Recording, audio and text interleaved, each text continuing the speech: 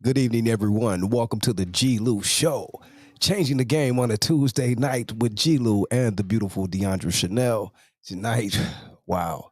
All I can say is it's going to be a classic. We have a legend, people. And I don't like to use that word lightly, but we have a legend tonight. So you definitely want to be here. If you're not, share the word. Let everyone know we're here live tonight and we have a legend in the building. So I'm going to start it off like this to let you guys know who it is, and we'll be back in a flash. Welcome to the G-Lew Show, changing the game. Let's go. There's something about us, Jose. Cultura nació en LA. No importa dónde estaré. Dicen es desde LA. A huevo. Proud angelino. Padres mexicanos, ese fue mi destino. El orgullo vino pal. Cargo en la frente, el estilo. 501s contra Kalos. The streets homie made us. Their hate only gave us huevos to overcome anything they threw at us. We LAS's did it. We created our own culture. This cholo thing, evolution of a poacher. Now you see us in movies, and SVIP. A cholo malandro, now who you wanna be? Fuck it, let's go, pero todo con respeto. You know this LA swag, we come at you directo. No bullshit or smoke, all you raza, here you go. Pero eso sí, don't forget we criminals. Trained by streets of LA, su centro stomping ground. The hood where you'll go missing, people's nunca never found. There's something about us, Jose. Our culture born in LA. No matter where I may stay.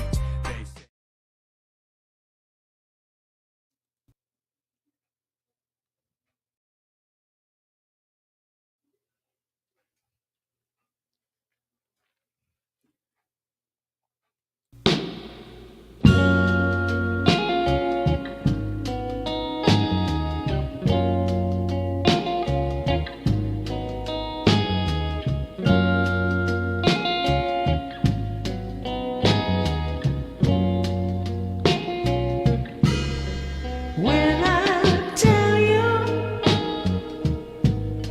that I've been thinking, I'm still drifting on the memory.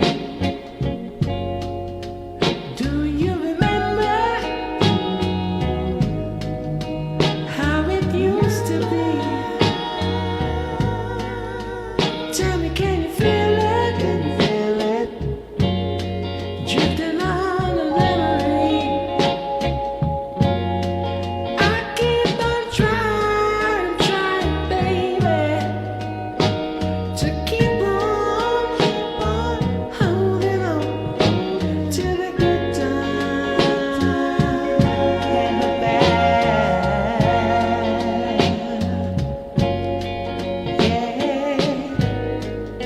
Yeah. And if it's memories that we're drifting up, just let me drift away.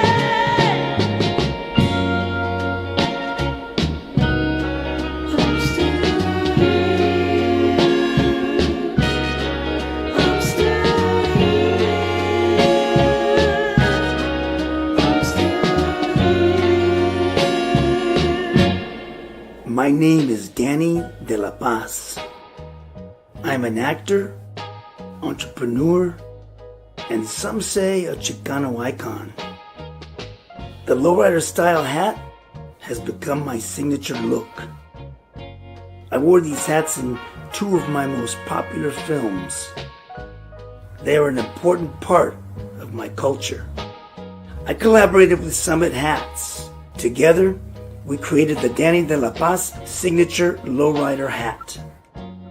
I love the way they make me feel, representing mi cultura with dignity and pride. And if it's memories that we're drifting on, just let me drift away.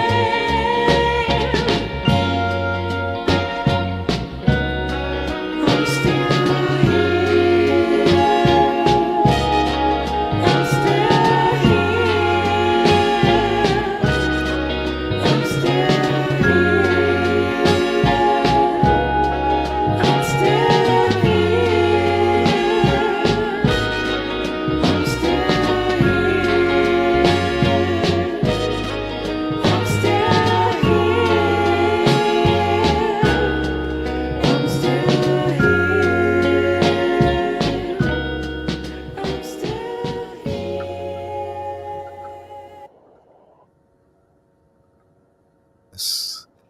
we are still here. I am G-Lew.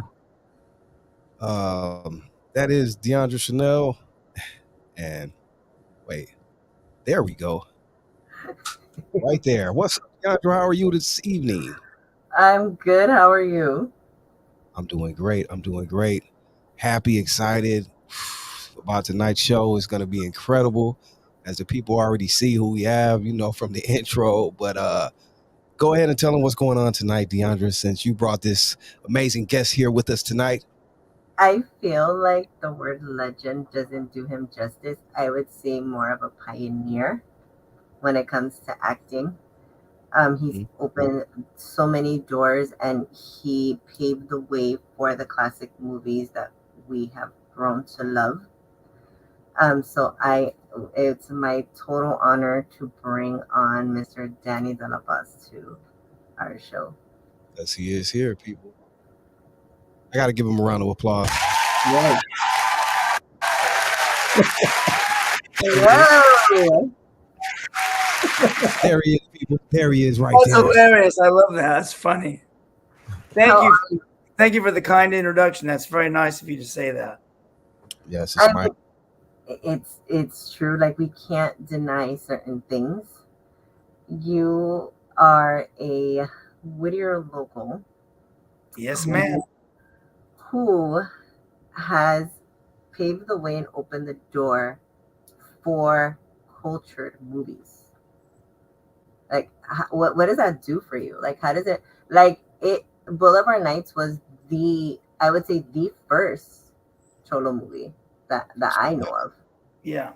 Not, like, you, March 23rd, 1979, at the age of 22, Mm-hmm. imagine that you would be making history. No, I had no idea at the time, but there were people whose shoulders I was standing on. I could tell you that much. Can you hear me? Yes, we can. Yes. Okay, great. Yeah. Actors like Ricardo Montalban, whose theater you and I met at, Yes. Anthony Quinn, Fernando Lamas, Gilbert Rowland. These are all great, some of them Mexican actors, Mexican American actors, Latinos. Some of them came from other parts of the planet, but they were pioneers. They were Latinos and they were there on the screen in my younger years. When I was watching movies with my mom, as a kid, and you could see that those were people that looked kind of like me. Right. So and they had wonderful careers too. They were all part of that golden age of Hollywood, the studio system, which I didn't really get to be a part of because that was already long gone by the time I came around. But yeah, so in a way, I'm just carrying the torch, and then the generations after me, they're going to pick it up and run with it and pass it to somebody else. So, based off of what I know about you, you've always wanted to be an actor. You've been acting since middle school? Yes, I always wanted to be an actor since I was actually I was in a play when I was in kindergarten. So what is that, 5 years old? I was in a play. I was in Snow White and the Seven Dwarfs, but I don't remember which dwarf I was. That was quite a long time ago. But and also my mom, when I was about 9 or 10, my mom asked me if I wanted to get involved with this organization that was looking for roles for people in Hollywood. If I wanted to go and sign with this agency or try out for this agency.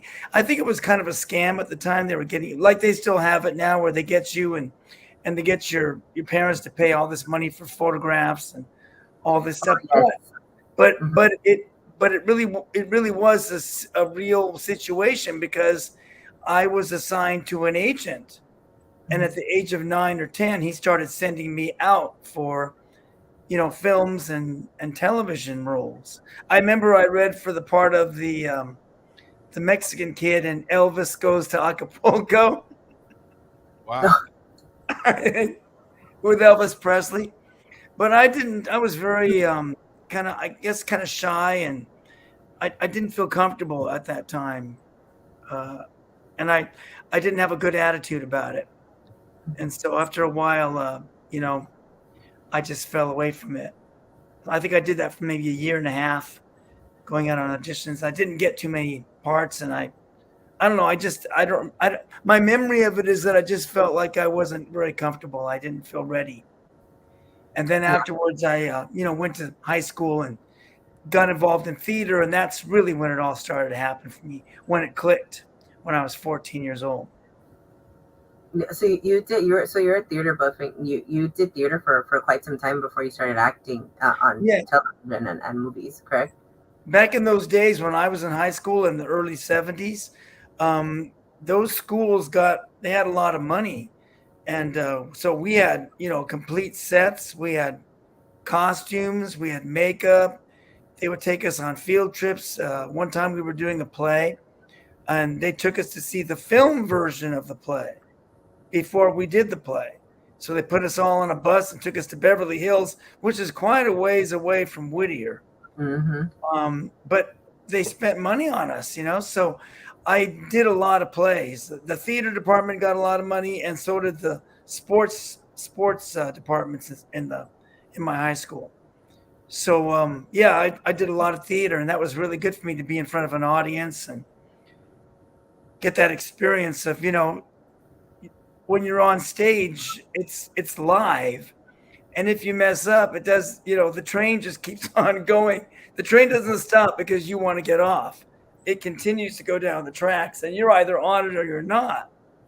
So I can understand why some people don't feel comfortable doing theater, because they're used to doing films, and that's a whole other ball game. But yeah, I came up in the theater and being in front of an audience, and that really helped me hone my acting skills a lot. Yeah, it's true. I had to, bring them down a bit for the camera. Mm-hmm. But as far as shaping a character and figuring out who a character was from the inside out, I really did get that down when I was doing theater in high school. Would you say, as an actor, in order to perfect the craft, would you say that theater is a great preparation for film, considering that it's kind of under pressure and it's live, and you kind of really have to own that stage? You do. I do think it's great experience for, even if you're not going to go into theater and you're just going to stay with film for the rest of your career. I still think coming up by starting out in theater is a great way to do it. To be real, or to learn how to be real and authentic in front of an audience and still make it a little bit larger than life, depending on the size of the theater. That's a craft. That's something that you have to perfect. And I always found that to be very challenging, because think about it. If you're doing a comedy and you're in a theater with people there, an audience, and they're not laughing, well, it pretty much gives you an idea. Yeah. You're not that great, huh? Well, maybe there's something you should do. You got to do some work here. You got to figure out, okay, how do I connect? What do I need to do to make this come to life for the people out there? So your specialty is drama, right? Yeah, actually, I pretty much, that's where the direction my career went in from the time I started. Really Mm-hmm. was, and because of Boulevard Nights being one of my first roles, really my first major role. It was a drama, but there were a lot of funny moments that I had in it. Have you have dabbled a little bit in comedy, right? Not very much. Yeah, I've done a little bit of comedy. Comedy's hard. I enjoy it though. I've done some comedy in the theater and had great success with it. And I've learned a lot about it from my experience in the theater. And I've done a few comic things in film, but those are kind of hit and miss. Sometimes I'm on the mark and sometimes I'm not. But yeah, in theater, I think I have more of a command of comedy. because, like I said, a live audience teaches you quite a lot, actually. Yeah.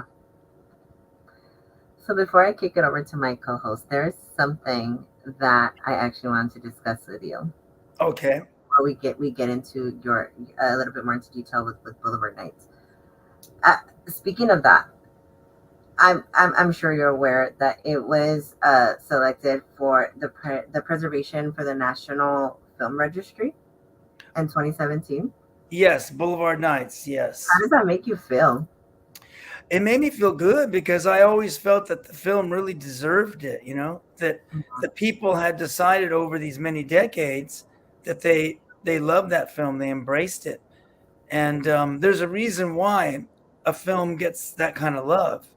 So there must be something very special about it, for it to have lasted as long as it has. It's been 45 years. Oh wow, isn't it? Ooh. Yeah, isn't that amazing? 45 years. And, I don't know if you noticed or not, but on the 21st of November, which is the Thursday prior to Thanksgiving, a week prior to Thanksgiving, Warner Brothers is going to screen it on the lot. Oh, wow. Hey. Can you believe that? In their beautiful state-of-the-art new 500-seat theater. I think it has a new screen is what it does have. And they're going to make a big deal out of it, That's Wow. Yeah. Hey, man, we got you here right now, Danny. I don't want to put you on the spot, but we need those passes, sir. Oh, yeah, absolutely. You know what I mean? Yes, absolutely welcome to come to the screening. Absolutely welcome to come. You're gonna love it. It's gonna be a once in a lifetime kind of thing, Yeah. Yes. Betty Carvalho, the woman that plays my mom, she's she's getting up there now. She wouldn't mind my telling you her age. She's 92, I believe. And Wow. she's gonna God be bless there. God bless her. Wow. She's still feisty as can be. And my brother, the actor Richard Iniguez that played my brother, he'll also be there, and a few other people from the cast. I think the director might go because they recently had a screening at the Gardena Cinema a few weeks ago, and somebody from Warner Brothers attended that screening and saw, the enthusiasm that the audience had for the film. And the Blu-ray just came out about a week ago, a little over a week ago, 2 weeks ago. So, the Blu-ray just came out. Yeah, it's beautiful. Oh, wow.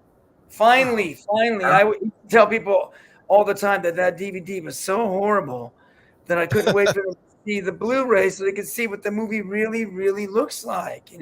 John Bailey's cinematography is beautiful, and the color it just pops, and the whole thing is amazing now. Thank God for the technology, Except my pimples in 4K. Well, what are you gonna do? Wow. I'm you sure. Good things and you got your bad things. But it's wonderful to see how amazing it looks. Because I think that people who love that movie are going to just love it even more. Yeah. I'm sure my co-host has quite a few questions. He's been Wow. sitting there just here waiting. First and foremost, again, thank you for coming on the platform. I was really looking forward to this, Danny. And I want to give a shout out again to your hat. I have one personally. Someone gifted me. I love it. The hat collection is dope. Thank you for that. Thank you. Congratulations on that. But I want to stay on Boulevard. Cut you What off. happened? Someone in the chat that said that they were trying to buy a hat. Yeah. And Yeah, that let me something was wrong. I don't know if you can see this chat. Can you see the chat? The chat pops up. I can see it. Okay, hold on. Someone asked about the hat because they wanted to purchase it, but they said they had issues. So I want to let you see that. So, your hat. She said, I've been trying to purchase the signature hat, and it doesn't allow me to when purchasing. I don't know if that's the website. Well, you see, the thing is that she's not talking about me because I don't sell the hats online right now. But they're sold all over the country, so I don't know which retailer or which vendor she's referring to. So she probably needs to get at you personally, and you could probably, right or no? Well, there's vendors all over the country that sell the hats. Everybody sells them. Oh, okay, got That you. was the idea. I don't sell the hats online. I'm going to start doing it, but I haven't done it yet. Okay, you probably do need to because I'm yeah. sure it's I mean, I'm afraid to start doing it, to be honest, because I don't know if I can yeah, handle it. I Yes. got you. I'm gonna But have to but get minions to help me. but you Yeah. can do something like personal ones where they were already signed, but maybe you could do something personal No, with I some. always sign. I sign the inside, up Yeah. inside the brim, on the bottom of the brim. So something like that you could do maybe for Yeah, personal. no, I need to get on it. I do need to get on it. I've been a little bit lazy in that regard, and I should get on it. But they are sold all over the country. People can get them everywhere. Okay, so and Jasmine, that's not his fault. Whatever you have going on, Yeah, that's probably because you're not vendors. talking about me, because my website, I do have merch, ddlpmerch.com, but I don't have the hats yet. They're not on there yet. Oh, you need the hats on there, Danny. Yeah. Yeah, I should put the hats on there. Jeez, come on now. Okay, I got the bobbleheads on there. Do you like the bobbleheads? the The bubbles bobblehead. are really cute. Oh, you saw them at the I conference. saw them in person. They're really cute. They're nice. They're good quality too. Yeah, they are. Yeah. That's dope. Yeah, you need those hats, Danny. That's you right there, bro. You need that big homie. Hey, but check this out. I want to stay on Boulevard Nights because I got a lot of stuff to ask you too. But while we're on Boulevard Nights, which I let Deandra know earlier to me, even you saying that Warner Brothers is gonna screen it, they're doing the Blu-rays.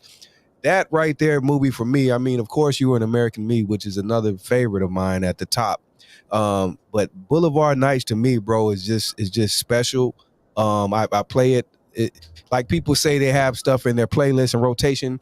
That's one in my movie rotation playlist. Like I'll put that on, and sometimes I gotta view it on YouTube. I'm sorry, but that's where they have it or wherever you can find it. But I pull it up and I can still watch that movie and enjoy it, man. That movie there was just incredible. Deandra asked you earlier, did you know what you were making and what it would be? I'm sure you did not. And but did you? But my question is, making Boulevard Nights, how did they know not what they were making, but how they were making it? Because that was one of the first to come out of that kind, and it was quote unquote Hollywood. But to me, Hollywood never does a good job with these type of movies, and for that to be the first, it like nailed it. Well, So how did that? that's a good point you're making, and let me explain to you how that happened. When these studios make movies, a lot of times they've got their fingers in all your pies, and there's people from the studio that are on the set, and they want you to make this change and that change, and but in this case, okay, we were like an independent movie. Okay. So Warner Brothers had a deal that they were going to distribute it, right? Okay. But they never bothered us. Oh. They left us alone. They let us make the movie that we wanted to make. And the way they made that movie, the director was only 28 years old. I was 21. Okay. The writer was still in college. So everybody was really young. Right. The producer had done Taxi Driver and The Sting, and he'd won an Academy Award already, and he was only in his early 30s. So everybody was really, really young. And the way they did it was they went into that community and worked with the community. Even though the director and the producer were white people and didn't live in East LA, they went in there and got the community involved. And they asked questions. And they asked the community to tell them, to help them make it real. So they incorporated the community we were filming in into the film. Right. And that's why there were so many changes in the script all the time, because they wanted to make it as authentic as it could be. It's not a hardcore film like American Me. It's not like that. It was never intended to be that. It was intended to be a much more intimate story about a young man who was very conflicted, a fatherless, very important that we point that out, a fatherless young man. Right. Who was very conflicted, and whose father figure was his older brother, who was going through a lot in his life. He was going to get married. He wanted to start his own business. He didn't have the time the attention to give his younger brother like he had when they were younger. Right. And the younger brother was going off in another direction, So Boulevard Nights tried to keep it real just by keeping it simple, the simple story about this small family in East LA and about the conflicts that occurred because of the choices that one of the family members made. Right. That's a beautiful way to look at that story, because a lot of times when people look at like culture movies, like cholo movies, that's the thing, they look at it as a cholo movie. They're not Yeah, looking at it for the story that it is. yeah, because Um, the movie has a lot of heart, and yeah, I think people like Boulevard Nights because when they watch it, it's not just action, it's not just empty whatever. It makes them feel something. Right. right. And people love to feel something. My blood, sweat, and tears are in that performance. I mean, I gave it everything I had because in my mind, I was thinking, well, this is my first film. If I mess this up, I probably won't get the chance to do another.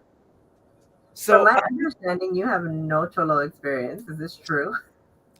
I had done a few small things in television prior Yeah. to this, but very just a few little things. It wasn't really anything major.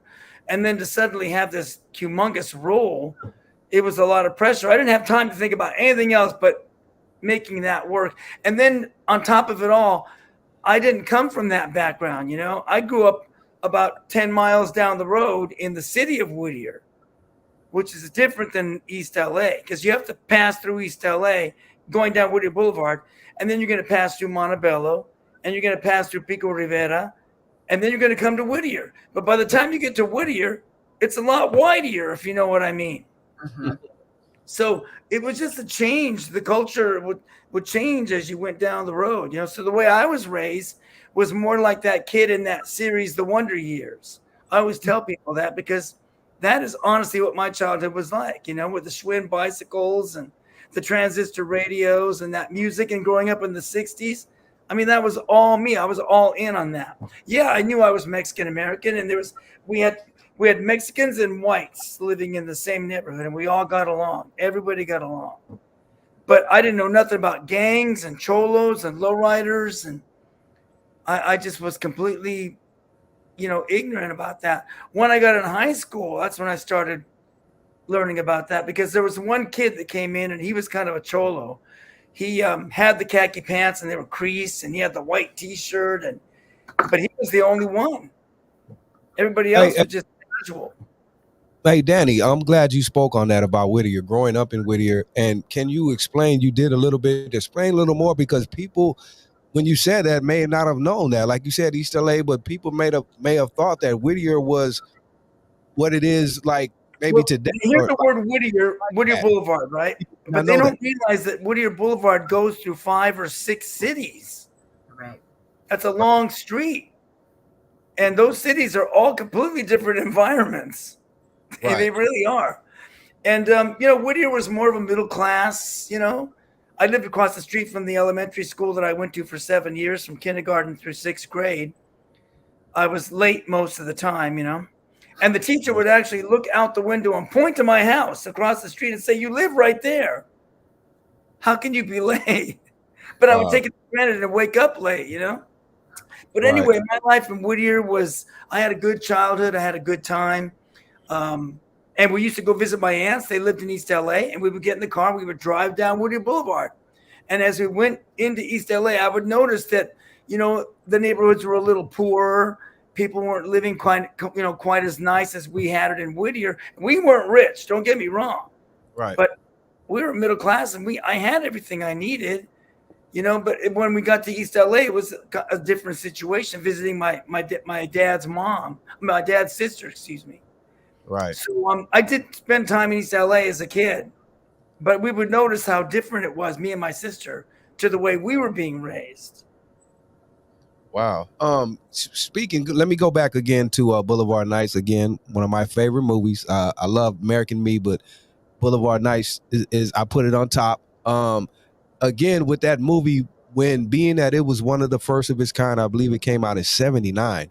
You know, what was the initial response from the? Of course, it never was a big like film, but it's a cult classic, and especially to California, LA, and all the neighborhoods, right? But what was the initial reception of the film when it came out?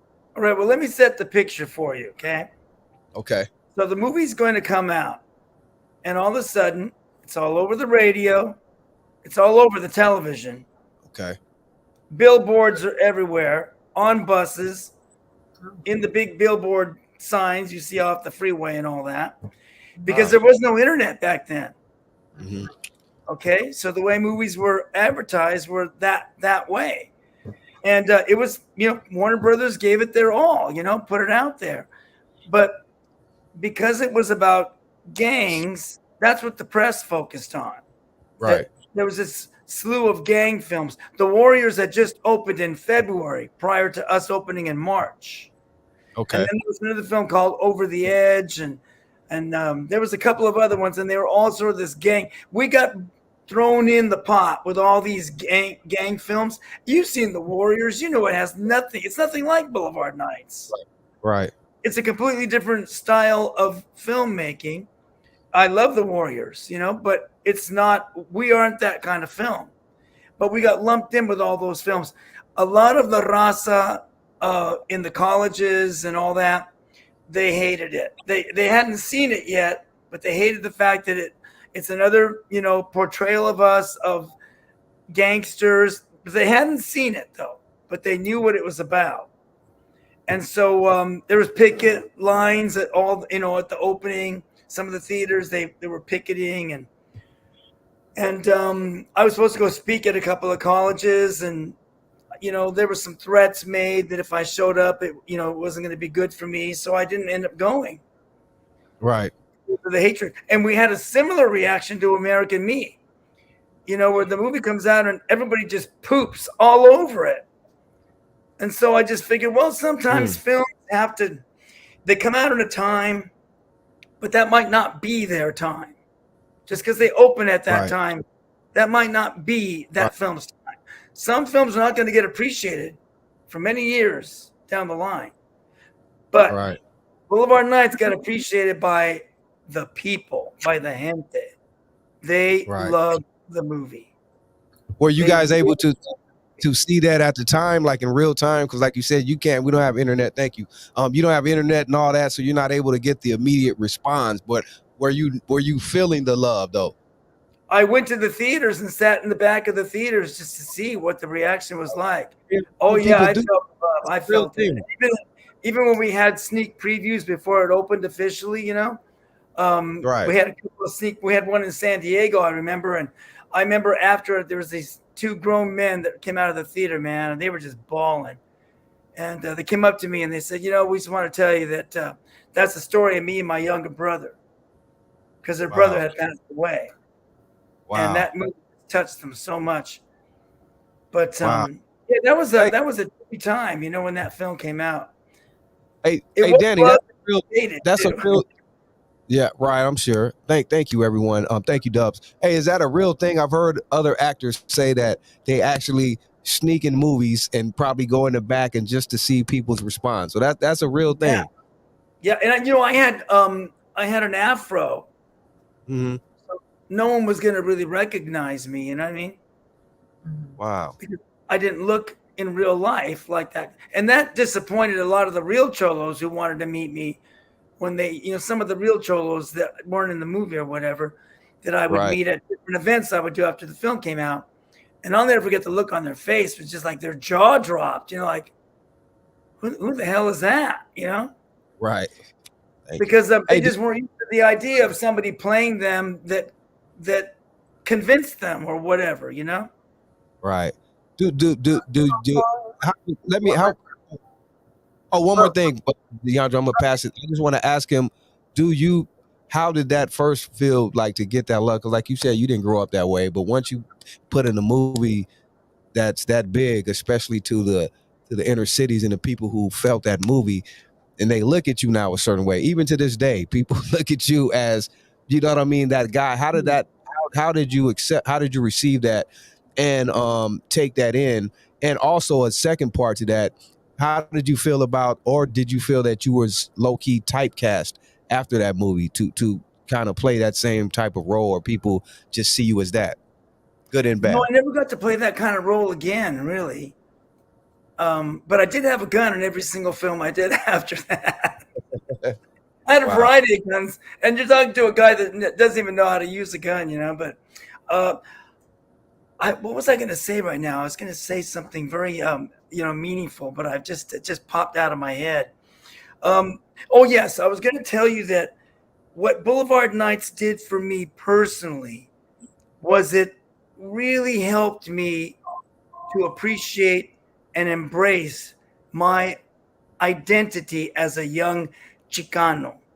Because my Mhm. mother, she thought, to my mother, Chicano was a dirty word, She didn't like that word, but she didn't understand it the way I understood it.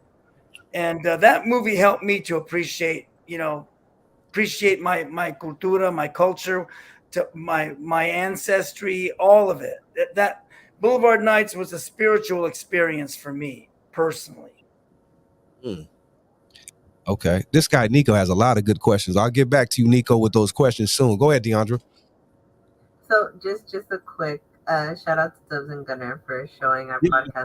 thank you, Dubs and Gunner, man. Sending a lot of love over here. Thank you, bros. Much love. Go ahead. So let us talk. So Boulevard Nights was not originally supposed to be named Boulevard Nights. Right. Okay, I didn't know that. Why was there a name change? Did you ever find out why? Originally the film was called King Cobra. Oh. That was the title when I got the script. I wish I Wow. still had that script with that title on it, because that would be quite a collector's item today. Huh, Nico? But anyway, it got changed, and I don't really know the story. I'm hoping when we do the screening on the 21st of November at Warner Brothers that someone will explain how it got changed to Boulevard Nights. I do remember that when I first saw the change and I put the two words Boulevard and Nights together, that I didn't like it. I thought it sounded kind of low budget. So you like King Cobra better? Well, I like King Cobra because remember he gets the tattoo of the cobra on his arm. Oh yeah. Okay, that explains probably why. Right. I remember. But after a while, I came to really like the title Boulevard Nights, and of course today I think it's a wonderful title. But I don't actually know the origin of it, who decided on it, or how it got changed. I just know that one day when we started filming, suddenly it was being called something else. Wow. King Cobra. That's my first ever 40 I ever drunk. Go ahead, Deandra. I will tell you a quick story though. Recently on Instagram, I went on Instagram and I saw Snoop Dogg, and on his page, and he was live and he was watching Boulevard Nights. Wow. And he was telling all the people, he was saying, "Oh, y'all don't know about this film. You don't know about this film, but you should know about this film." And he was actually watching Boulevard Nights live on Instagram. Wow. I thought that was so awesome. That's a classic, Danny. That's that Boulevard Nights, brother. That's my favorite. And I love American Me, though. But Boulevard Nights. And going back earlier, what you said, I think what makes it so good is that you weren't trying too hard. Like you said, some of the movies of that nature have too much violence, too much this and that. Boulevard Nights is just a real story. It's just real. It has a story about a family and how the choices that this young man was making was tearing that family apart. And everyone can identify with that, I mean, that's where the drama came from. Charles Champlin in the LA Times, who I always respected so much. He did all the film reviews. I love that man. I loved his writing. He thought Boulevard Nights was honest and effective. And I thought that was the best review we could have ever gotten, was when he said that he believed it to be an honest and effective movie. And he championed it. He stood up for Boulevard Nights when everybody else was just throwing it in the, gang exploitation dumpster. But he stood up for it and defended it. How did the other, like, because when you did make Boulevard Nights, you made the gangs in there, of course, were fictional. How did people feel about, because the movie again was so real, but you had of course, which was a good thing, I guess, to make the fictional gang so you won't have real issues. But how did that go across with the people in the neighborhoods and the people, I'm sure, that were on set watching it? And why is it this? Why can't you say our name? Or how did that go across with the neighborhoods being represented in the film? I think it was better that we not use the real names like we did in American Me, just so that nobody got their toes stepped on, and Right. There wasn't any kind of a problem in that regard. A couple of the actors in there maybe pronounced a word or two wrong, and people could see that. It was obvious in the theater when it came out, when it first opened. People would laugh at that, and that took them out of it a little bit. But it has its flaws. Boulevard Nights is not perfect, Right. but overall, I think we pretty much nailed the authenticity of it. At least emotionally, it's authentic. Mhm. It's real on that level. I thought the performances are very strong in that movie. Everybody, it was a lot of newcomers. I was new, and the girl that played Shady was new. God bless her, rest in peace. She passed away a few years ago. Rest in Um, peace. and it was the cinematographer's first time as the cinematographer. Up until that point, he'd been the first assistant cameraman for a lot of wonderful cinematographers, but this was his first time where he is the man. So it meant a lot to him to make that film look good.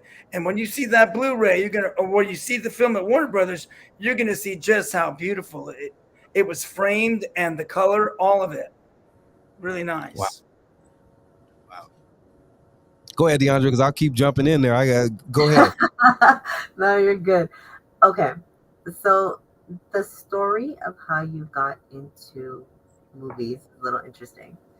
So you were doing a play, and there was a cast member from the Jeffersons that attended that play. Is this correct?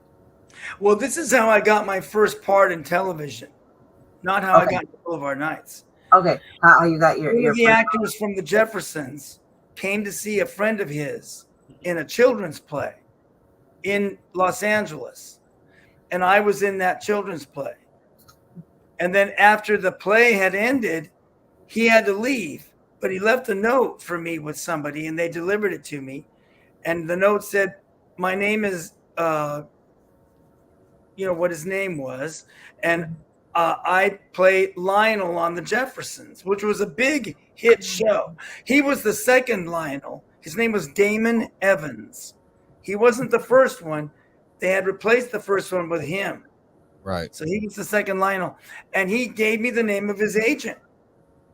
And he said, call this man up. I'm going to tell him about you. Call him up and go meet with him. And that's how I got an agent. And that's how I got Boulevard Nights, was by having that agent. So if it wasn't for Lionel from the Jeffersons, I might not have been in Boulevard Nights. And thank God, I used to love to watch the Jeffersons. So it was a nice payback for all the time I spent watching that show. Hey, it was a good show. So you also paid it forward, and you opened the door for certain people in the industry to at least get the opportunities. But you have to remember, people had come before me, though, and they paved the way a little bit for me too. Like Richard Iniguez, that played my brother, he's about 10 years older than me, so he's the generation that came before me. Right. And Edward James Olmos is part of that generation too. And those guys were there in the 60s. I didn't show up until the mid 70s. So those guys really were the ones that paved the way for me. So that, when I came in, I was so fortunate to get that role in Boulevard Nights. That's such a great role, man. That part of Chuco, I just loved it. It was, I was a big James Dean fan, and I liked Rebel Without a Cause. I was a huge James Dean fan. Boulevard Nights is my Rebel Without a Cause. I'm playing the James Dean character, and who's making it? The same people that made Rebel Without a Cause, Warner Brothers. And what is Warner Brothers known for back in the day, in the 30s and the 20s? They made all the gangster films. The biggest.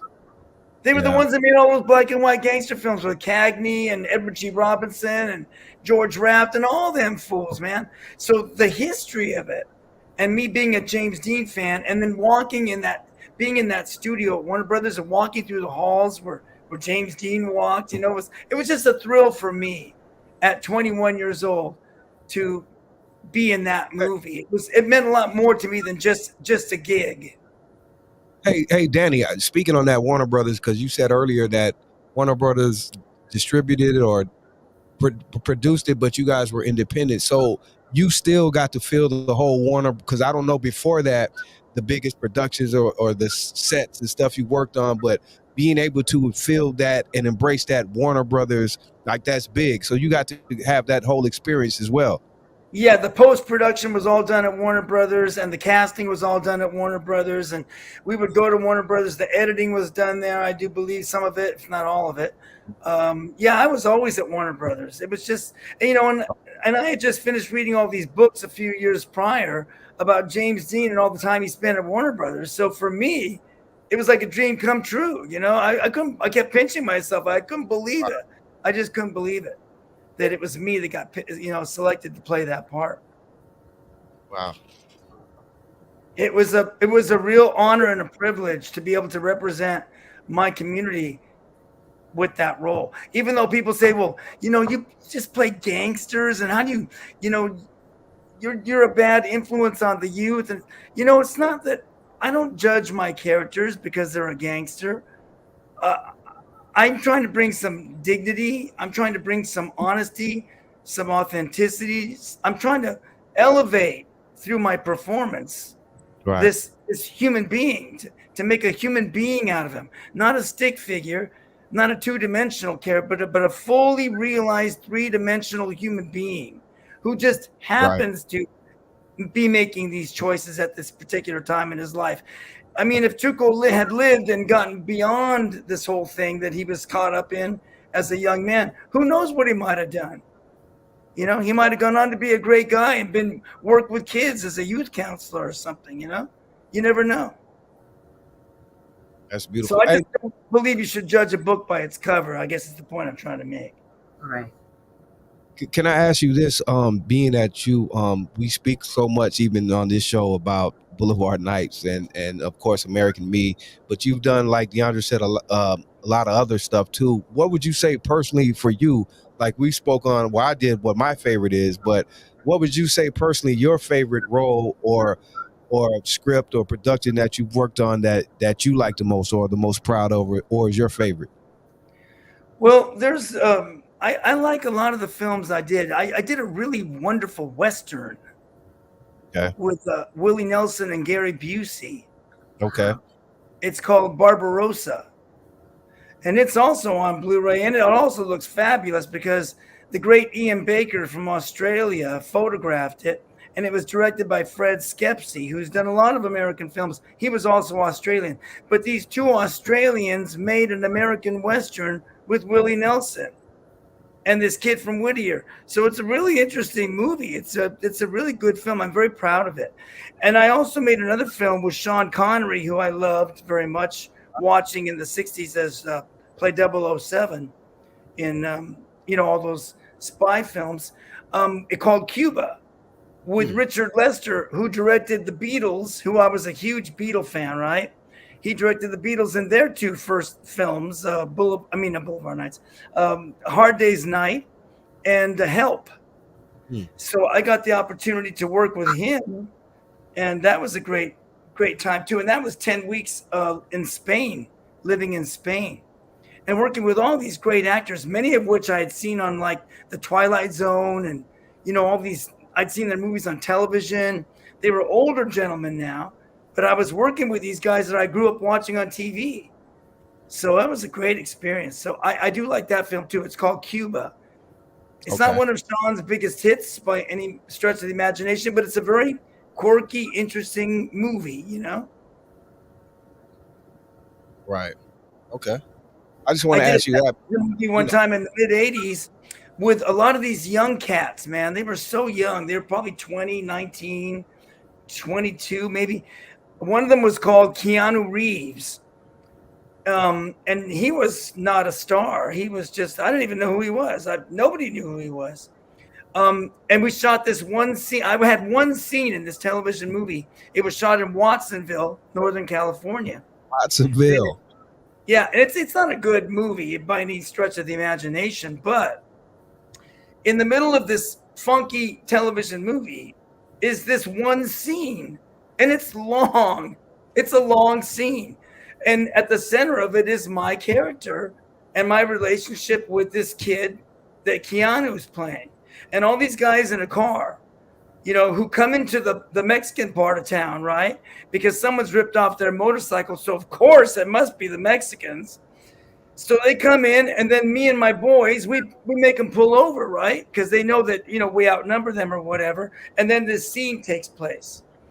Man, I've gotten so much of reaction from that one little scene in that one movie. It's amazing. Once they put it on YouTube, it was just like it was like a viral kind of situation, I guess because when they put it on YouTube, they titled it "Deleted Scene from Boulevard Nights." And even though that scene was shot 7 years after Boulevard Nights, I still looked relatively young, you know? And I guess some people actually believe that was the deleted scene. But God, can you imagine Keanu Reeves being in Boulevard Nights? Right. Yeah. Wow. I was like, no, that ain't yeah. no deleted scene from Boulevard Nights.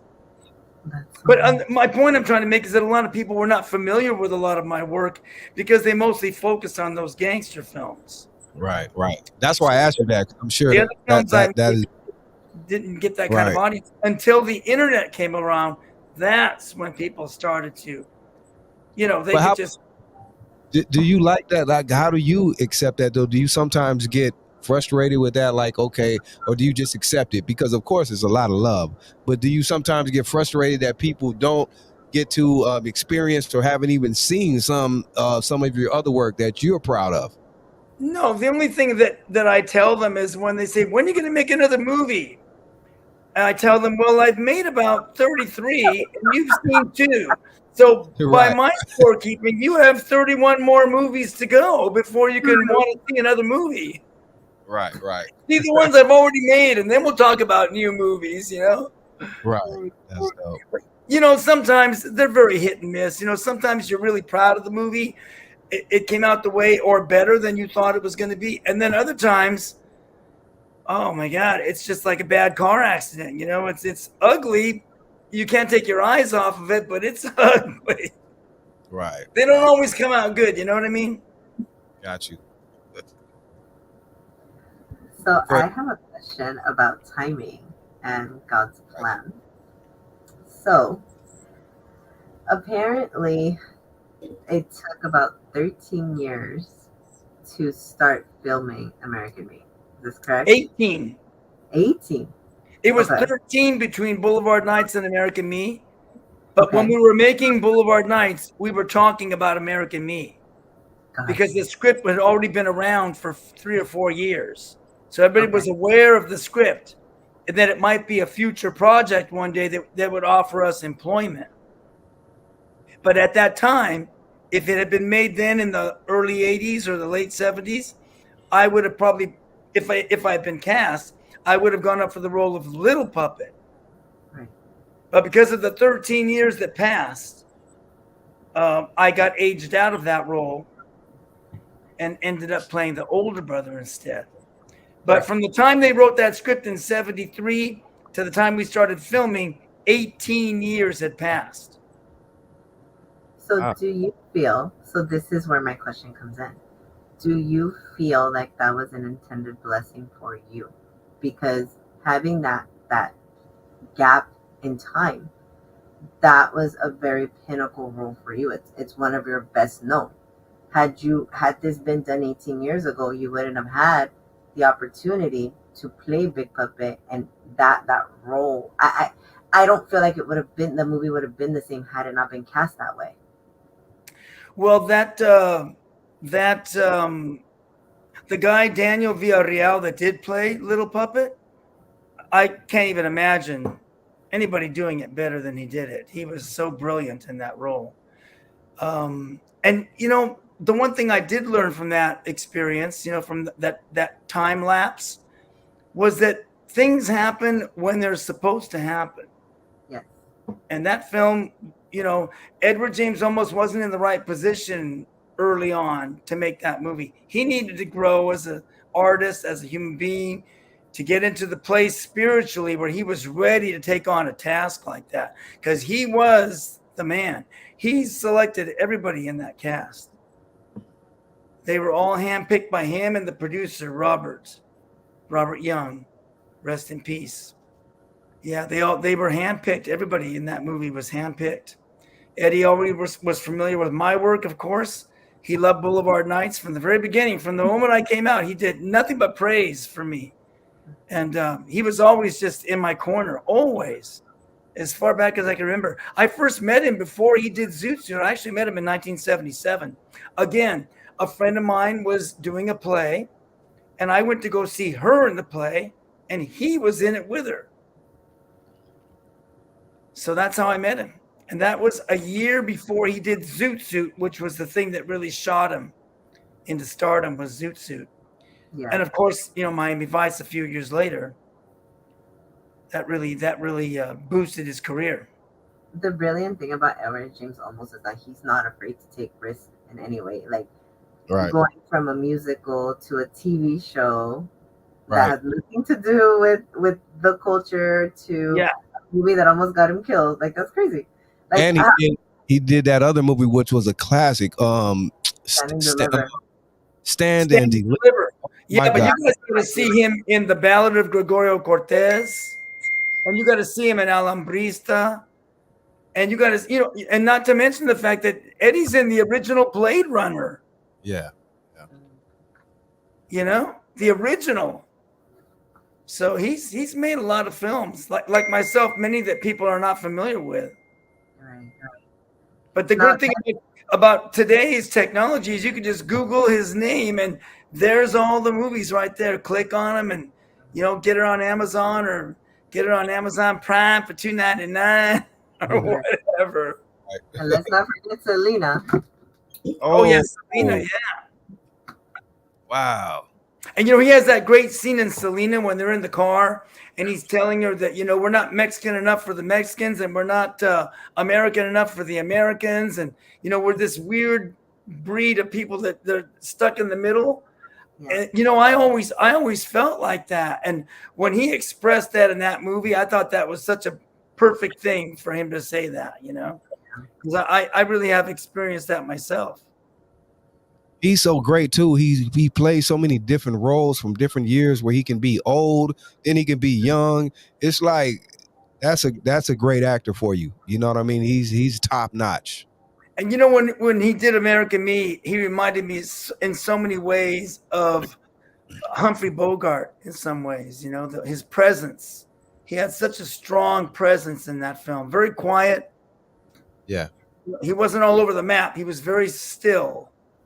Yeah. But very strong. And I think that performance in American Me is really awesome work.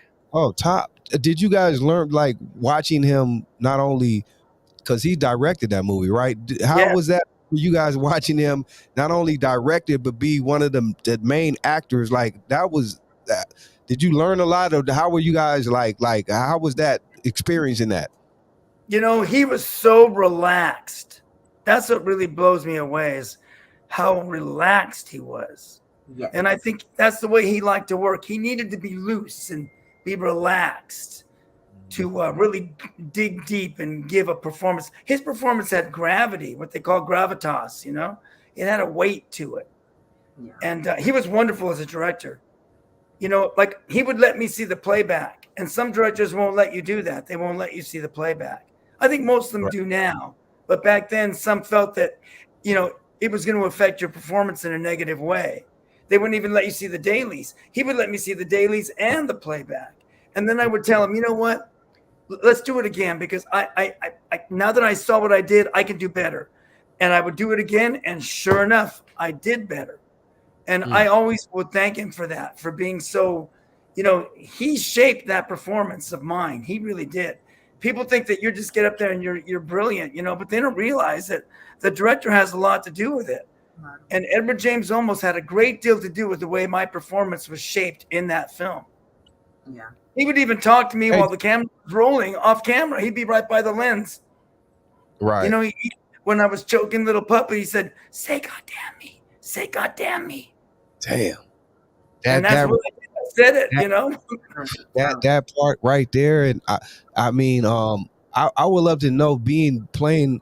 I'm sorry, Deandra, if I'm cutting. It just I want to know, just not only playing Big Puppet, but having to do a scene like that which can obviously hit close. Like obviously it was fiction, but to have a scene like that, I'm sure that hit home. Like to, I mean, could imagine in real life you had to do something like that. Like how intense was that scene for you, and even bringing that. I was not looking forward to the day we were going to shoot that scene at all. I didn't even want to come out of my dressing room that day. It was all overcast and gray and ugly outside. We were off the freeway in Simi Valley, off the Ronald Reagan freeway, the 118, somewhere off there in the bushes. You could see the cars going by. Right.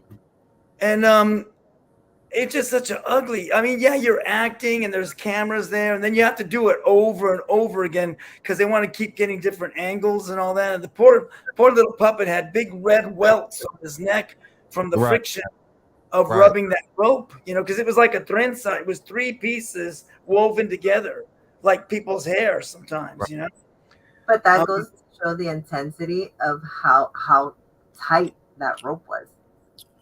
And we did it a lot. We did it a lot. And by the end of it, and I wasn't happy with my performance at all. I even told, I know I haven't said this too often, but I actually went to Edward James Olmos and said, Eddie, can we come back another day, please? I just am not feeling it today. I'm not feeling it. I'm so sorry.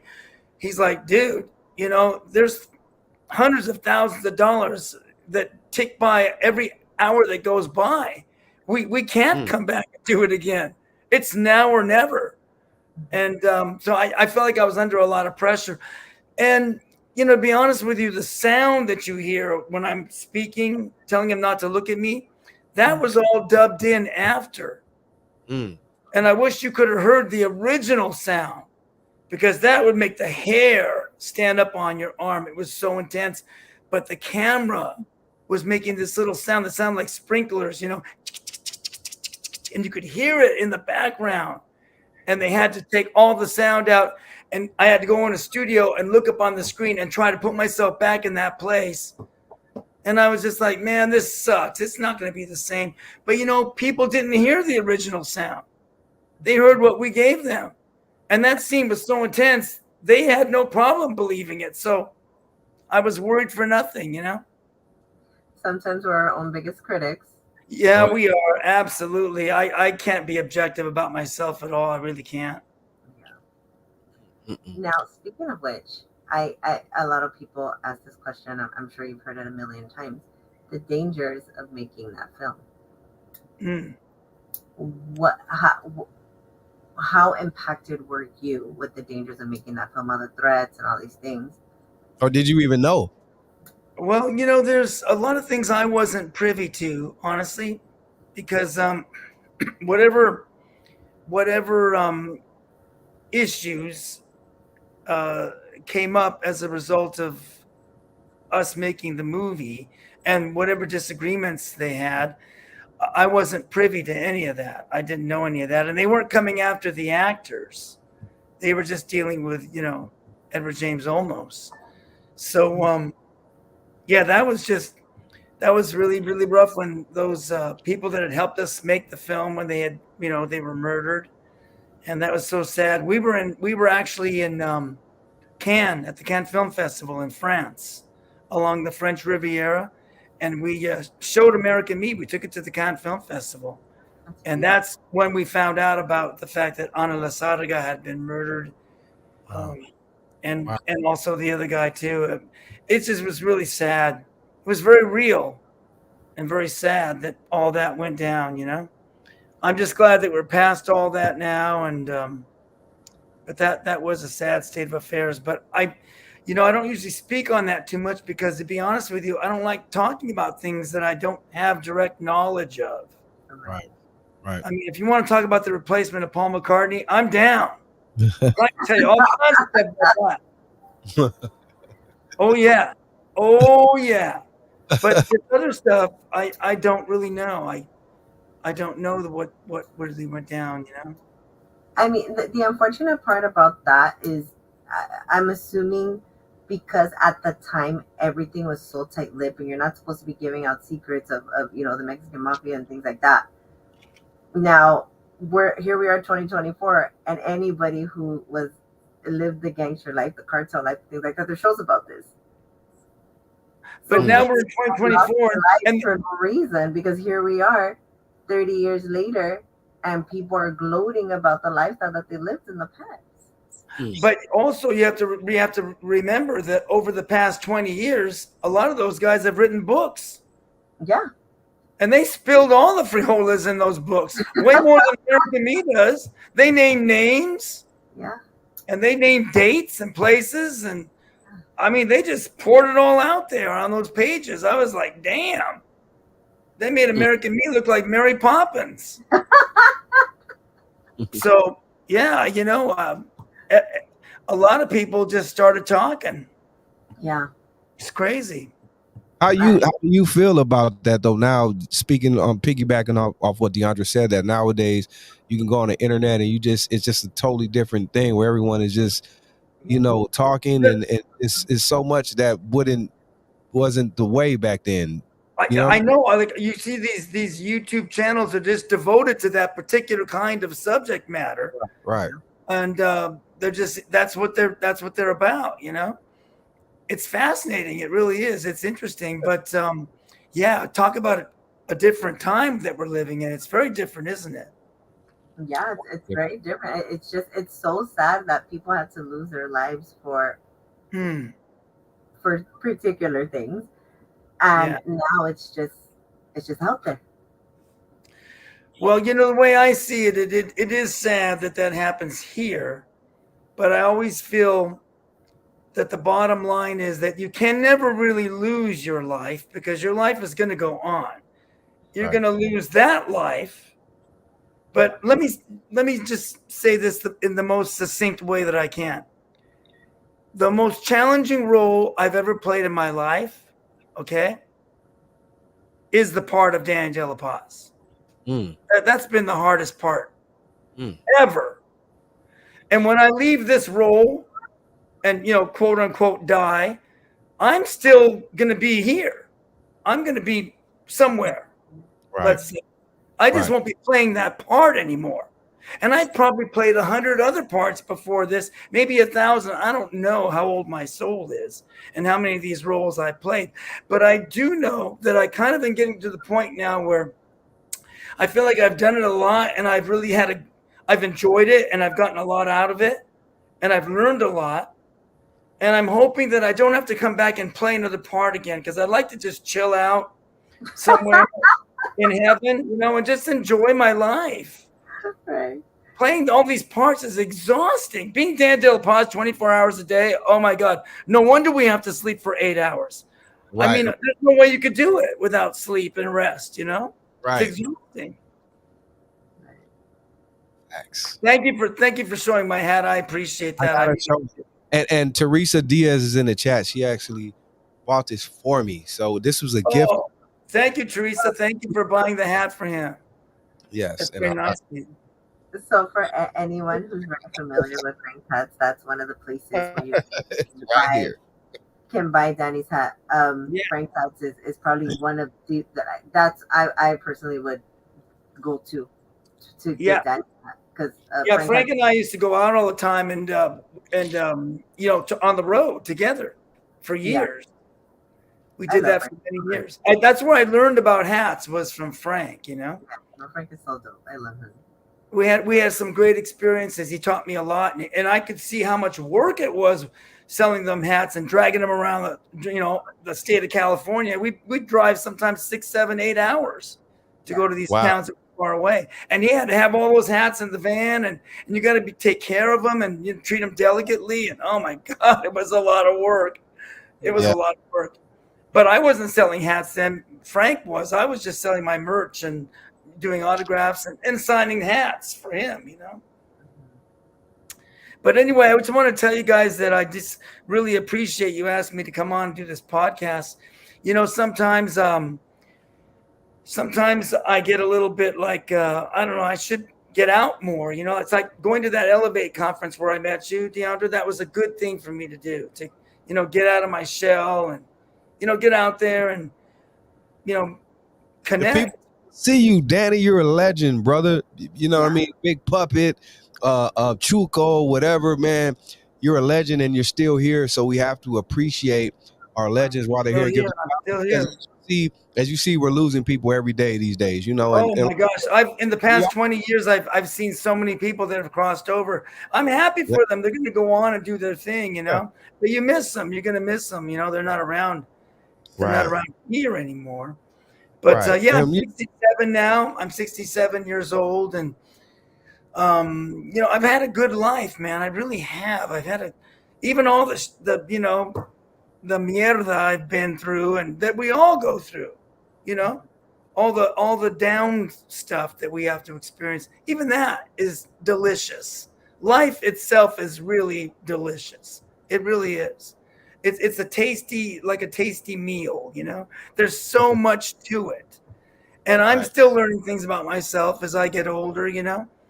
But I've had a wonderful experience. But the thing that I want to give back most of all is my gratitude for the love that people have shown me. And we're talking people that I don't know, you know, people that would be considered perfect strangers. But because I have been in their homes since they were little, playing from the time that the VHS started, well, no, from the time it was on cable to the time when the VHS came out to the DVD to now the Blu-ray, they consider me like a member of their family almost. You know, they invite me to weddings and quinceañeras and baptisms and all these important, you know, family events. And that's really something, man, when people just show that kind of love for you. And if only they knew how grateful I am for that. I just because of my work, and for them to still love it and appreciate it and pass it down from generation to generation after all these years. Yes. You know, and the other thing is I've had a great opportunity to work with some wonderful actors. My brother, Richard Iniguez, man, he taught me a lot. He, you know, that was not his first film. It was my first film. But he wasn't threatened by the fact that my part was getting bigger. He wasn't threatened by that at all. Wow. And he just showed me a lot of love and a lot of guidance, you know, on my first movie, because he was the veterano, you know. He was a young, handsome, virile, masculine Chicano, and he was the man at the time. He really was. He was the man. And I think God blessed me with him, because him and I had chemistry together. We really did. And that's something that you never know if you're going to have that with another actor or not, you know? Right. Anyway, I'm grateful for the people that I've worked with and for all the wonderful fans everywhere that just show me so much love, man. It's just mind blowing. Hey, I know, Deandra, we had a lot of questions. It was so many, I don't even know. I'm sorry. I sometimes you get me started. I'm a chatty Cathy. You're fine. I'm talking about the people in the chat. There's so many people in the chat showing you love, and some had questions. So I don't know, Deandra, if you want to try to get those in or whatever. I don't know. So we had someone ask if you ever had the opportunity to work with Danny Trejo at all. Yes. Have I worked with Danny Trejo? Yes. No, I have not. Is that something you would like to do? Oh yeah. Oh yes, absolutely. I've seen Danny. We've seen each other many, many times at different events and things, you know. And sometimes I think he knows who I am, and sometimes I don't. Sometimes he looks at me like, you know, like some, you know, like a dog gets confused, you know. They look like that. He's a great guy, though. I love Danny. He's a good guy, and what an amazing story he has. Have you read his book? I haven't read his book, but You all got to read his book. You got to read his book. You will just your jaw will hit the floor, man. And it's funny too. What's the name of the book? Danny has a good sense of humor. I really like Danny. Yeah, he is funny. He's very sweet. Brenda had a question. Has your family ever been against your acting career? No, they used to come and see my plays. I remember my older sister, who was like 16 years older than me. They used to think I was her kid when she would push me around in my pram or whatever you call it. I remember them coming to see me in my first musical when I played model in A Fiddler on the Roof. And they knew that eventually I was going to have to open my mouth and sing. And they were all just, you know, like, I think they were, you know, kind of scared, like what was going to come out, because they didn't know if I could sing. And of course, I started singing, and it sounded okay. And I think from that point on, they were like, "Wow, okay, this looks like this is the direction he's going to be going in for quite a while. You know, it's not just going to be a one-time thing where he does this one play for fun and that's it." I think my family kind of figured out early on that I was going to be all in on this experience of wanting to be an actor. But no, they were very supportive. That there's actually a second part to this question. They're asking if there was any parts of Boulevard Nights that had to be rehearsed more than once or twice. Oh yeah, we used to rehearse Boulevard Nights, the scenes, and sometimes funny things would happen, and people would say the wrong thing, and they'd have to cut, and we'd have to do it over. But we had to rehearse it. And I think in the beginning, maybe I was a little bit larger than life because of my experience of being in the theater, and I had to be kind of bring it down a little bit, So I was learning as we went along. How against the if at all? I know your mom was against the Chicano word. Now, how did it feel for her son to play a Chicano role? Well, she and my father, were extras in the movie, so you can see them. You can see them in the wedding reception very clearly. And when you look in the background, if those of you that get the Blu-ray, now you can really see him on the Blu-ray. It's really sharp. Wow. When my father turns his head in the scene, you could tell that's my dad, and you can tell that's my mom. You can see the genetic. That has to be incredible to have your family be a part of that classic, and now that's always there for them. You know what I mean? And and my mom, after she was an extra in Boulevard Nights, she got to be an extra in Walk Proud, which is another gangster film. And after she did that one, she told me, "Well, you know what? You can have your acting career because, man, there's so much sitting around and waiting. I can't stand it." She couldn't stand all the waiting, between setups. Yeah, because when you're on set, you're there for hours and hours, especially as an extra. It's so boring. I've done that. Oh, it's people cannot believe how boring it is, to be honest. It's horrible. You'll be like this. The only thing about it is when you get to eat your lunch and they provide for you. That's one thing. The cholos, the real cholos that helped us make Boulevard Nights, like Danny Alvarez, who's still a friend of mine to this day. They love the catering, the food. And on Fridays we'd have steak and lobster. And can you imagine? Everybody's eyes, their pupils would dilate when they would see that table with all that food on it. It was amazing, and they were grilling the meat right there in front of you. It was wild. We were very well taken care of on that film. I'm telling you, it wasn't like it was a low budget independent movie. It was nothing like that. It was first class all the way. Yeah, nobody talks about that part of acting, the long hours and having to just sit there and wait for a bunch of stuff. Hey, my homeboy Ray's coming through right there from Camarillo. Yeah, Raymundo. What up, Ray? Hey, Danny, let me ask you this, because again, Boulevard Nights, I keep going back to it. My favorite, personally. I've seen you even in the video and certain things, like you were at the old scenes, the house from the movie. How was that, revisiting all that? Oh, the lady that owns the house, she's the daughter of the woman who originally owned the house, her mom, right? Okay. And when we made the film. And then that yard that was next to her, that land, that was undeveloped, that was next to the house where we had the wedding reception, that family that owned that house, they built an apartment complex, a small apartment complex on that property. Right. And then that woman that was the daughter moved into that complex. Well, now years later, she's moved back into the original house. She was renting it out for a while. She even asked me if I wanted to rent it. Can you imagine? I was like, no, that's too weird. I cannot live in that house. If people find out I'm living in that house, it's going to be too crazy, Got people knocking at the door all day and night, But anyway, she restored that house. She replaced all the windows. And those aren't like standard windows today. Those are older windows because that's an older house. So she had to have all the windows custom made. But the house is beautiful. And when we were going to do the video for De California, who, by the way, is a very talented artist. Man, that video is incredible. Made by the Ortega brothers, who also shot the Hat video. Like, We incorporated that house from Boulevard Nights into that video. So that's the house that you see in that oh, video. The okay, house of Boulevard Nights. classic. Yeah, we Somebody did asked a few Easter eggs in there. somebody asked about the movie that you're doing with Homicide. The movie, I'm sorry, I didn't hear you. That you're doing with Homicide, with Mr. Homicide. Oh, did I do a movie with Mr. Homicide? Well, it says, can Danny talk about the new movie with Mr. Homicide? Oh, which one is that?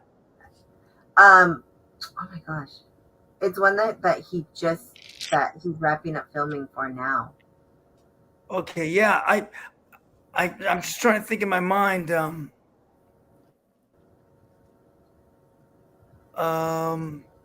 Wow, I can't think of what that one is. I know I've worked on a couple of things recently. Sometimes you work on them and they take a long time before they come to fruition. Yeah, You know? it should be coming out. So it's based in the 90s, and it's Okay. about a guy that's a gang member in the 90s. So Oh. apparently you were in this film. Yes. I don't remember the title of it though, but It yeah. should be coming out soon because we're gonna have Homicide in the show soon, so he can talk more. Okay, yeah. Great. Hey, Danny, let me ask you this: being that you were a part of again Boulevard Nights being the first of its kind, and then being years later in American Me, which was not the first of its kind, but again set the standard. Like those two movies, period, are at the top. And I've even heard other directors that have directed movies like Menace to Society and Boys in the Hood, John Singleton, say they look up to like American Me is what they look up to. You know, so you being a part of these movies that set standards for what these other quote unquote gangster movies that became later, speaking of LA movies like Colors or Menace or all these other movies, being at you, or even say Blood In, Blood Out. How did you feel seeing these other movies, and how did you rate them, or how did you view them opposed to the movies you were part of? Well, you know, I think I consider myself really blessed to have been in American Me and Boulevard Nights. It's incredible if you can be in one, but to be in Right. two, wow, that's, you know, I just feel very fortunate. And I love Blood In, Blood Out. You know, it's a Disney film, which a lot of people don't realize it's a Disney film. Yeah. So, you know, it had I What's think the that- yeah, Blood In, Blood Out's a Disney film. Look, I think it had a much bigger budget than American Me. Yeah, no, it's Disney. It's a Disney movie. It's made by Disney. yeah. And it's so, you know, it's funny how they've been able to keep that a secret for all these years. I don't know how they were able Well, to we're do gonna out it on the show. it. The secret of Blood In, Blood Out being a Disney film is like Janet Jackson's marriage. We are outing that on our podcast. Remember when Janet Jackson was married and nobody knew? Nobody knew, Yes. right? For decades. Okay, however she pulled that off, they pulled it off the same way. Well, they're But about to anyway, get anyway, you know, the Mero Montana on Blood In, Blood Out, he was a very good friend of mine, and when we were both making the movies, we would call each other at the end of the day, and he'd report to me on what happened on the set of Blood In, Blood Out, and I'd tell him how things were on the set of American Me. Yeah. So from the Right. very beginning, it was all like it was just one movie, even though those two movies don't share any of the same actors. Right. Right. They're completely separate casts. Right.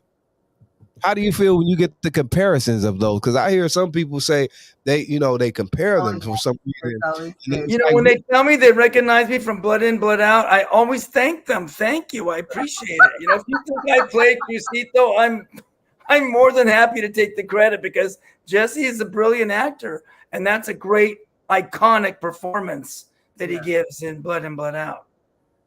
It really is. I feel like with the comparison of the two, I feel like American Me is a lot more raw. Yeah, I It's do too. a lot more. I wouldn't say authentic. That would be disrespectful to say that about Blood In, Blood Out. It's more of a. It feels like there's a realism, like Real. they weren't afraid to push the envelope with American Me. Yeah.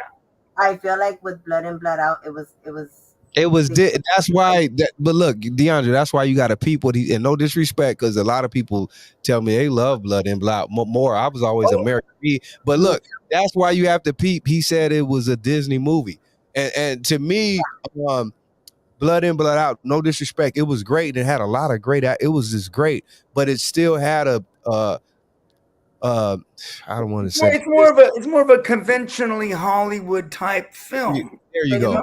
To be respectful, I'm trying to find the right words.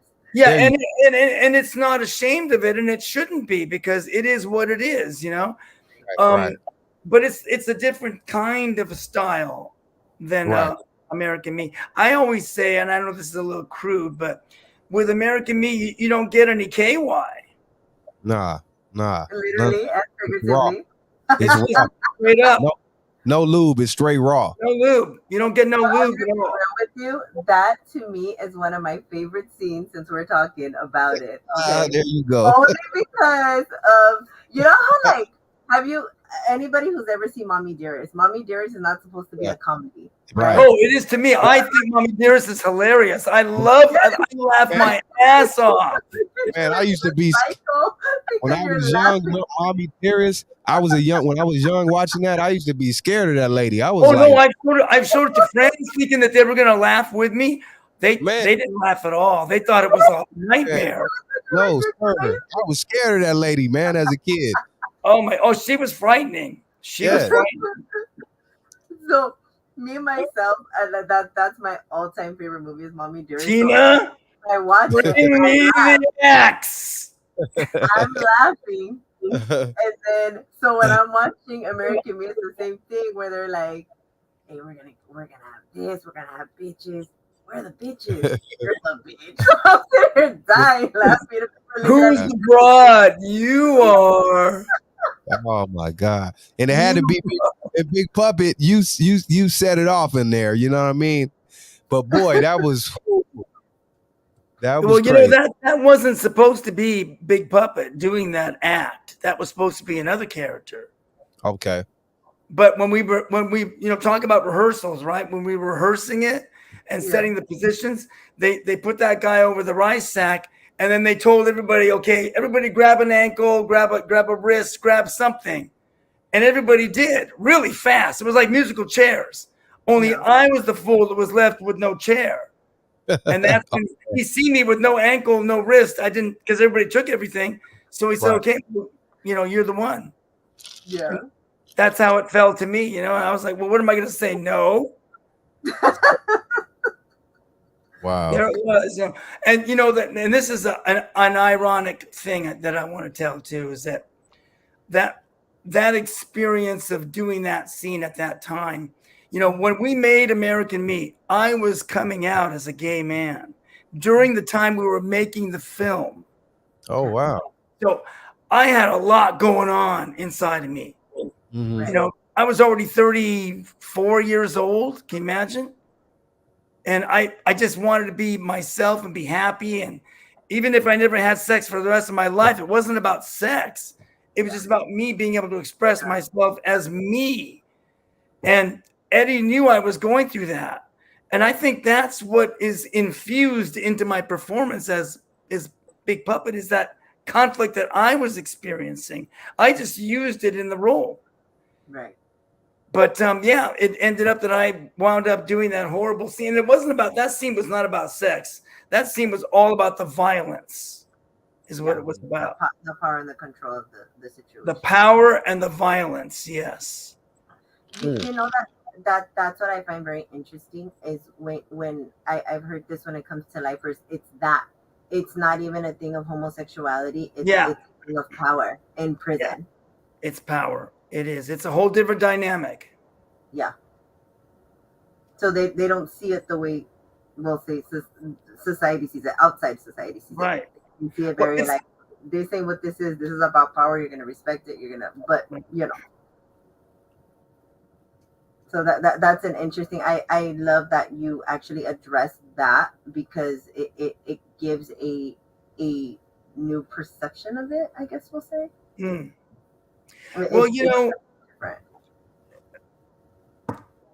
people can be so, everybody has, Little Puppet likes to say that everybody has a different operating system.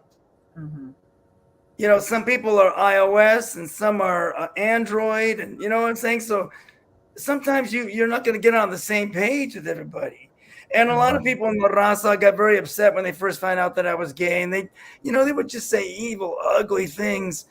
And at first I was very hurt by it, but then after a while, I began to kind of distance myself from it in a way by knowing that they didn't really know me. So the person that they're insulting or trying to put down or whatever isn't me, because they don't know who I am. And I was able to, I guess, find some strength in that, But I never felt my personal life was anybody else's business, but mine, It's like that song by Billie Holiday, "Tain't nobody's business if I do," Right. And I would always wonder why they were so curious about that. Like, if I'm not, sleeping with you, what do you care whether I'm gay or not? What difference does it make to you? I'm not trying to bother you. I'm staying in my lane. That's of preferring the same sex. Everybody will automatically think, oh, let me get away because they want me. Yeah. No, nobody wants you. Sit down. Number one. Number two, we all have preferences like everybody else. Get straight. Yeah. I just want to be true to myself and, be the best person I could be. I don't always do the right things. Sometimes I make big mistakes and I learn from them.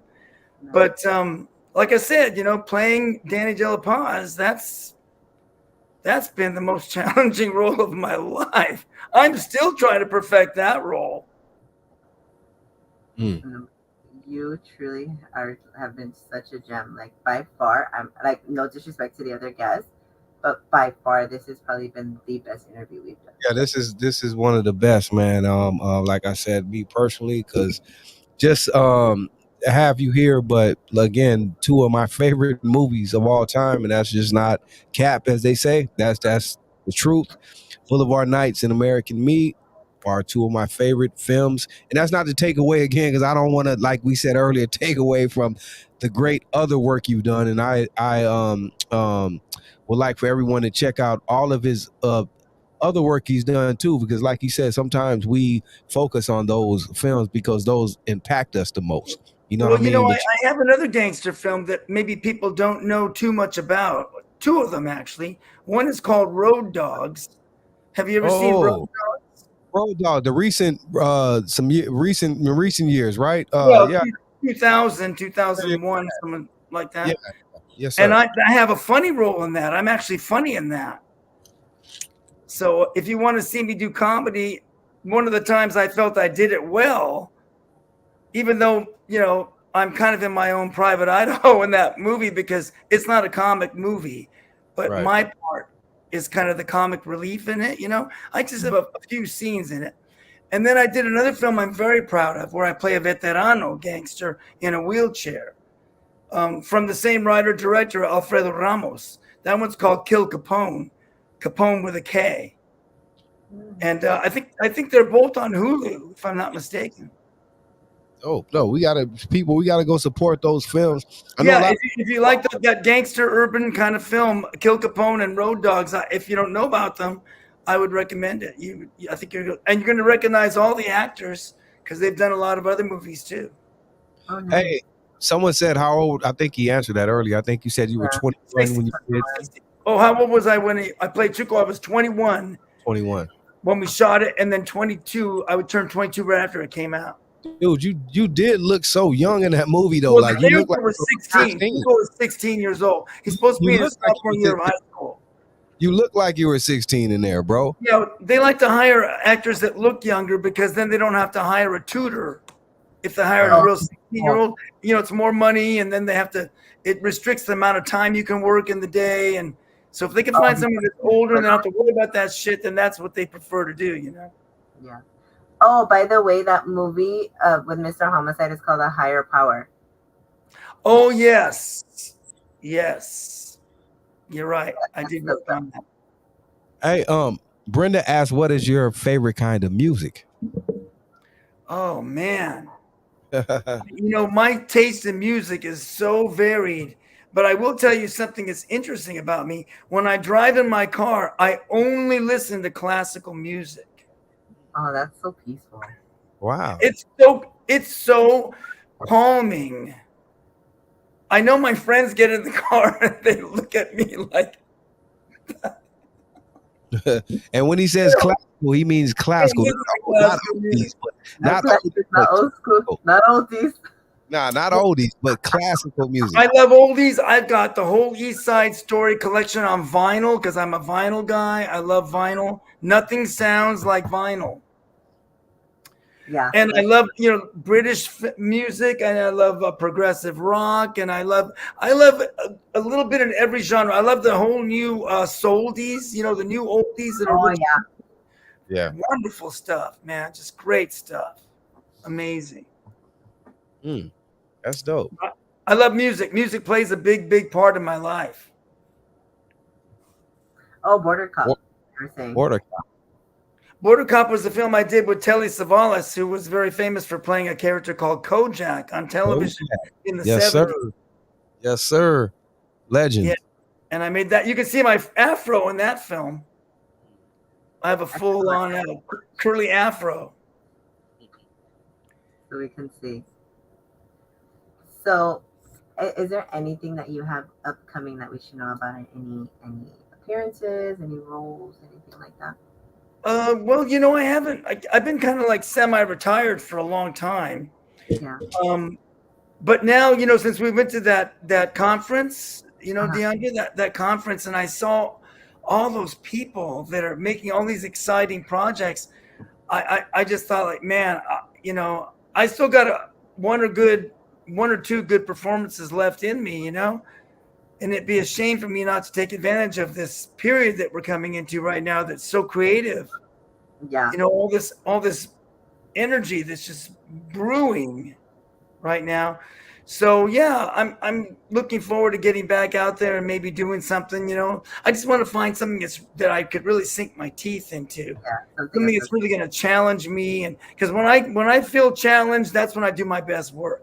If I'm up against it and I feel like, wow, this is going to be hard to do, not something that's easy, but something that's hard to do, then that's when you're going to see my best work, really. She wants to know the month. Brenda wants to know the month you were born. What's your sign? What's your sign, Oh, Danny? That's the real question. I'm April 3. I'm an Aries, of course. Aries. The Ram. Aries. Okay. I didn't get that vibe at all.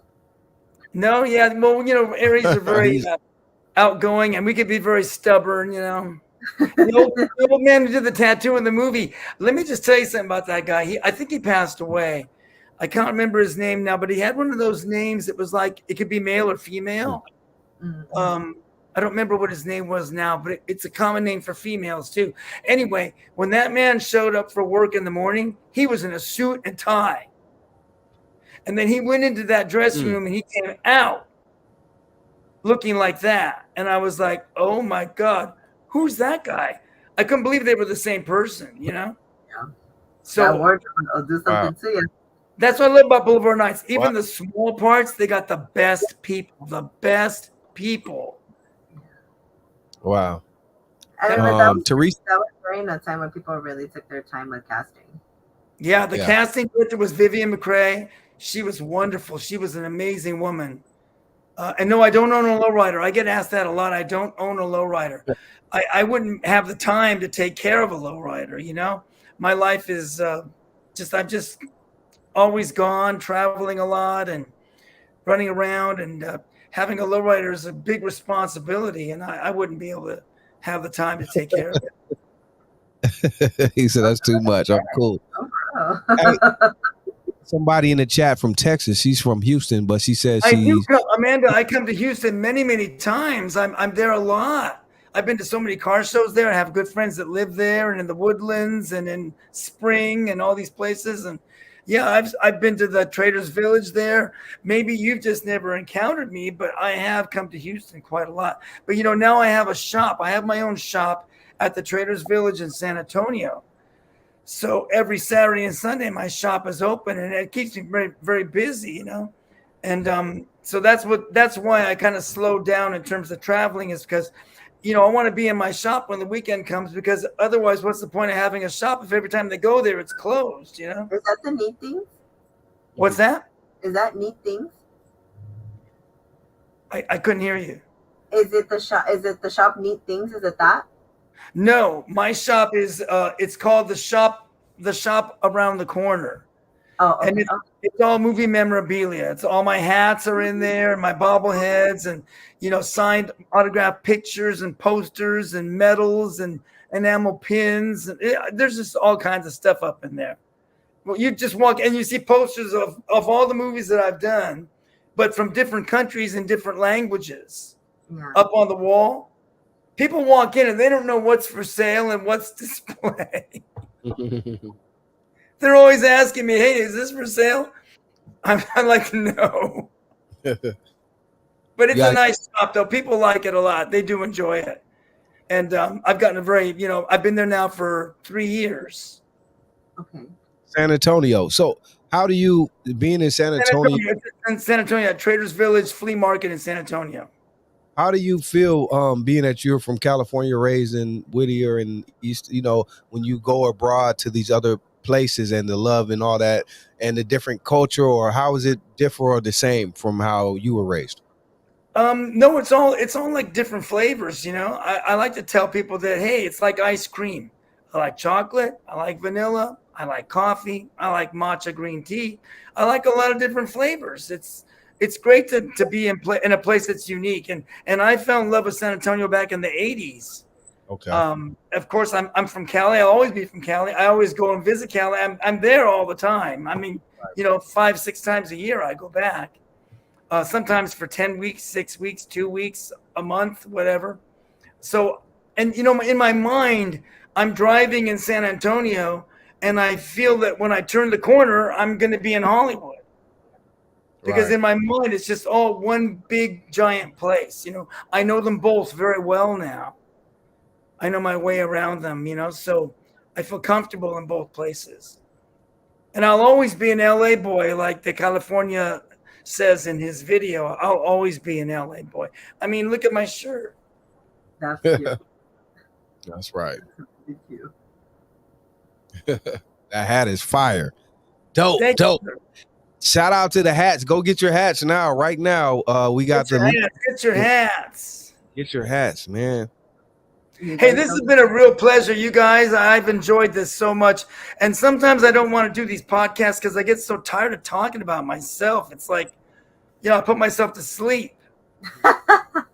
But I've really enjoyed this. You guys have asked me some really good questions, and I've had a good time. And yes, I do shop at H-E-B. I've been shopping there for 30 years. I love H-E-B. Dope. Where can we find you as far as your social media platforms? Oh, on Instagram, I'm at Big Puppet. On Facebook, I'm facebook.com/AtomBoy13, ATOMBOY13. And then on TikTok, I forget what I am on TikTok.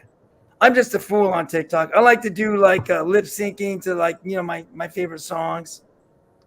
But I think people just look at it and shake their heads like, "Oh my God, this guy." TikTok is for fun. Hell, Mm-hmm. TikTok is for fun. Yeah, and any new movies coming up? No, I produced a new documentary that we've been screening across the country for the last 2 years. That's probably going to get on a platform next year. It's a story about a man's life, a man named Jose Sadia. And I just got back from Iowa. We screened it in Iowa this past last Thursday night. And the audience loves it. I'm very proud of it. I'm the producer of the film. And I'm very, very proud of it. It was directed by my buddy Joe Castel. And it just turned out to be a beautiful, well-done documentary. And audiences absolutely love it. That's such a good feeling when you're in a theater. And I worked for 7 years on this documentary, 7 years. And when you finally show it to people and they laugh in all the right places and they cry in all the right places, There's feeling it. They're engaged with it. That there's just nothing that feels better. It made all those 7 years absolutely worth it, just to see how people love the movie. And I look forward to it being on a platform, maybe the Chicano Hollywood platform. Maybe if we could work it out. Oh, I'm sure they'll be honored to have you. Yeah, I think it'd be a great place for it to be too. To be honest with you. And Yeah. in the future, like we tell all of our guests, if there's ever anything that you want to promote in the future, you're always more than welcome to come back. Yeah, and the only other thing is my website is DDLP, like my initials, Danny De La Paz, DDLP merch, MERCH.com. That's my website. The only thing that's not on there is the hats, and I'm gonna get to it. Gotta get those hats, Danny. Those are gonna sell out. You gotta get those hats, bro. I need to do it. I've just been lazy. Pee Wee, I love that line. The only boss is on the boss that gets the job. That's great. On your merch website, it's your bobbleheads and shirts as well. My bobbleheads and what? Is it like shirts and memorabilia? No clothing. I don't have clothing on there. Okay. No, I have the bobbleheads, and I've got posters and 8.5 by 11 flats. Those little that you get. I've got enamel pins. I've got stickers. I've got a lot of stuff on there. I need to add the hats. Is what I need to do. You have to get those hats, Danny. They're gonna sell out immediately. Yeah, I'm probably gonna have a nervous breakdown trying to fill all those orders. I need minions. Intern or an assistant if you're gonna do that. But hey, thank you guys so much, man. Thank you both so much for this. I've really enjoyed this. I really have. Thank you so much for coming on. We truly appreciate you. Thank you. Thank you. But where can they get the hats in the meantime? One more thing. I guess if they want a hat now. Wherever they live, they should go on the summithats.com, SUMMIT hats, HATS.com. And there's a place on that website, on the Summit Hats website, where you can put in your zip code, and it'll give you a list of all the retailers that are near you. Okay. And that way they can find some place that's near where they live, or a website where they can get it until I put it on mine. There it is. But for now, go right there where Brenda said. There you go. That's it. So thank you again, Danny, for blessing our platform. Oh no, thank you. This has been an honor, you guys. You really have honored me, and I just want you to know how much I appreciate it very, very much. And to all my fans out there, man, I just can't express how grateful I am that you guys feel the way that you do about my work. And there's nothing more gratifying or satisfying to an actor to think that 45 years later, some work that you did so long ago still resonates with people to this day. That's the ultimate. That's better than an Academy Award. That's how valuable that is to me. So thank you. Tony said Danny is good in all hoods. Salute. Thank you so much again. Thank you. Thank you, Danny. Thank you. And I wish you the best of luck on your future podcasts. Thank you. Thank you, sir. Enjoy the rest of your evening. We thank you so much for being a part of our podcast and show. This is a classic, and the rest is history. Thank you again. For those, you guys have a good night. You too, Danny. Thank you. Bye-bye. Yeah. Peace. There it is, man. Another one. Deandra Chanel did it again. Changing the game. For those of you who missed it, we're going to replay again on our Changing the Game podcast page where Blood In, Blood Out came from. Because they're getting exposed.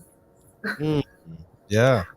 We need to know that Disney is our gangsters in more ways than one. Facts. Shout out to Disney, though. But changing the game, we've done it again. Danny De La Paz, Deandra Chanel, G-Lew. I don't know what else to say. We dropped the mic at this point. And tune in for another one. You know how we do it. Go ahead, take us out here, Deandra. We got some great new guests for next week, so you guys stay tuned and see who we have for next week. You dig? And with that being said, we're gonna slide out of here, and I'll play you this again because this is a classic. But thank you again to Danny De La Paz. Shout out to our producer, DD Hairston. Shout out to Deandra Chanel. This is Changing the Game. Follow our Changing the Game IG page, Changing the Game podcast. Okay? And with that being said, right here. Podcast YouTube, because there is another one out there. So Okay, it's Changing the Game podcast YouTube after. that part. Peace, you guys. Have a great week. We'll see you next time.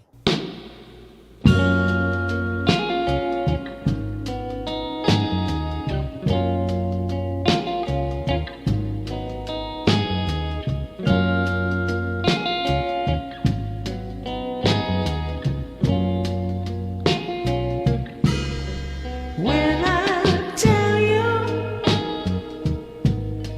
that I've been thinking, I'm still drifting on the memory. Do you remember how it used to be? Tell me, can you feel it? Drifting on a memory. I keep on trying, baby, to keep on holding on to the good times and the bad.